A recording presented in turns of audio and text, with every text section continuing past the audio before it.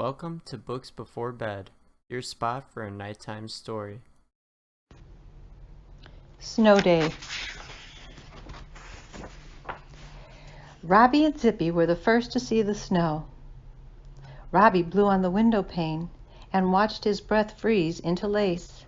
He scratched out his name, R-O-B-B-Y. Zippy barked at a crow.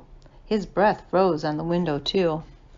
"It's a snow day," Robbie yelled, dancing across the floor in his bare feet, twirling like the flakes in the sky. Zippy barked and twirled like a furry flake. Robbie ran to his sister's room. "There's tons of snow outside," he shouted, bouncing on the bed. Louise looked out the window. "Wow, I bet they call off school. Let's go listen to the radio." When the radio announcer said their school was closed, Robbie and Louise let out a yelp.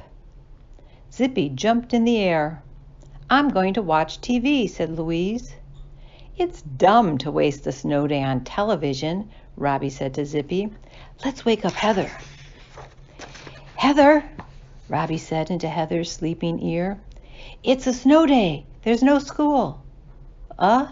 Good. Wake me up for lunch." Heather was too grown up to be excited about snow. She covered her head with her blanket. Only her foot stuck out. Zippy nibbled it.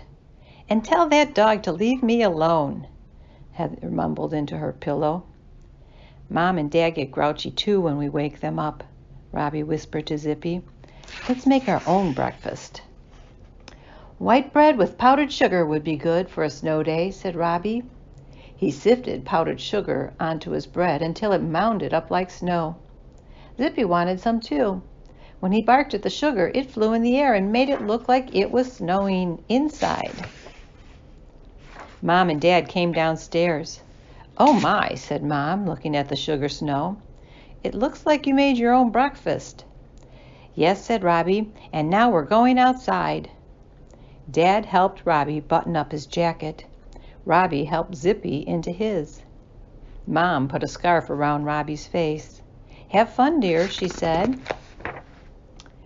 Robbie and Zippy were the first ones to mark up the snow. They ran and ran, kicking and licking and skidding. Soon their footprints were everywhere. Robbie pulled his scarf off his face and ran up to the living room window. "Louise," he shouted, "let's make snow angels." Louise looked at Robbie's flattened face. "Okay," she said.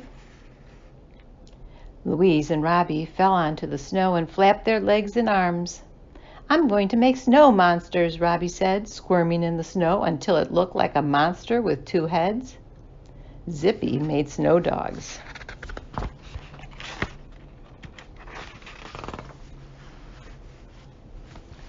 Dad came out to shovel the driveway. He lifted off big chunks of snow and piled them to the side. Zippy and Robbie and Louise ran back and forth in Dad's tunnels. Then they took chunks of snow and piled them higher.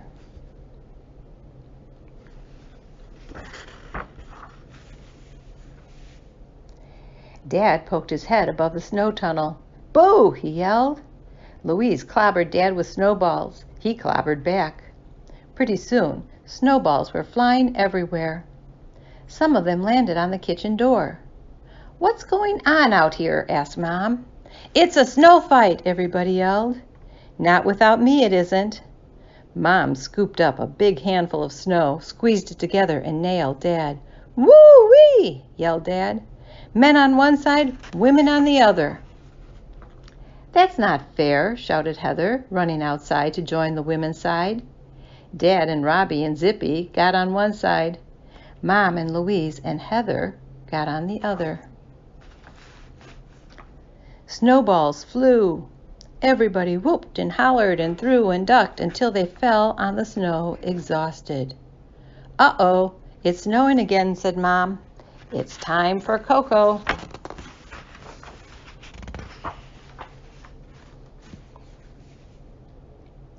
Robbie and Louise and Heather carried in armloads of wood, stomping the snow off their boots in the doorway. Dad piled the wood in the fireplace. Mom crumpled up a few pieces of paper, lit a match, and started the fire.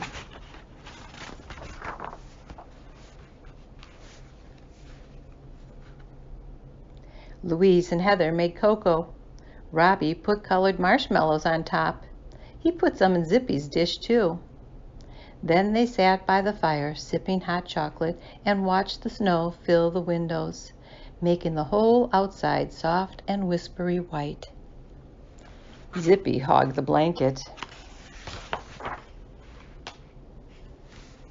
The end.